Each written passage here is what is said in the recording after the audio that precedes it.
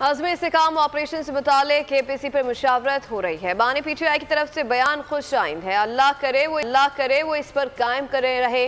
वज़ीर इत्तलात अता तारड़ की इस्लामाबाद में प्रेस कॉन्फ्रेंस बोले कि दहशत गर्दी का कोई मजहब नहीं, जो भी पाकिस्तान के दुश्मनों के हाथों खेल रहा है उसकी इजाज़त नहीं दी जा सकती।